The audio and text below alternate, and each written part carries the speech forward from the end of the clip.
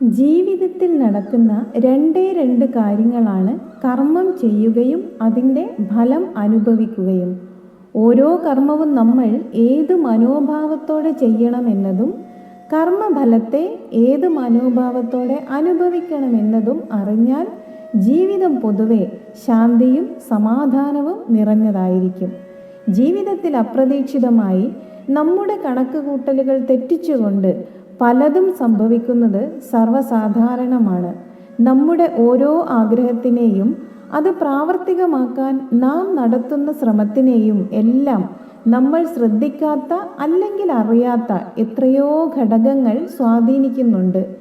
നമ്മൾ 100% ശരിയായ രീതിയിൽ ചെയ്യേണ്ട കാര്യങ്ങൾ ചെയ്താലും ഈ അദൃശ്യമായ ഘടകങ്ങളും കൂടി ഒത്തുചേർന്നാൽ മാത്രമേ നമ്മൾ ഉദ്ദേശിച്ച ഫലം നമുക്ക് പ്രാപ്തമാവുകയുള്ളൂ.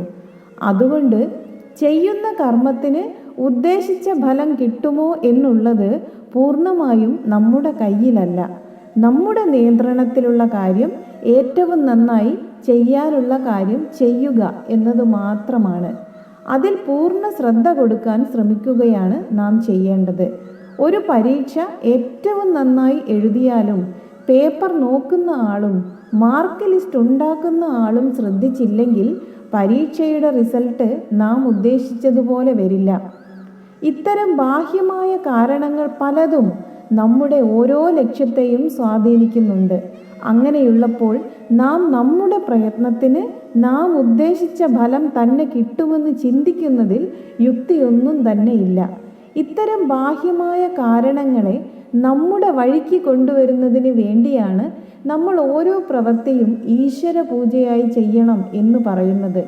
എല്ലാ ബാഹ്യശക്തികളെയും നമ്മളെ സഹായിക്കാൻ പ്രേരിപ്പിക്കുന്നതാണ് ഓരോ കാര്യങ്ങളും തുടങ്ങുന്നതിന് മുൻപുള്ള പ്രാർത്ഥനകളിലൂടെ നമ്മൾ ഉദ്ദേശിക്കുന്നത്.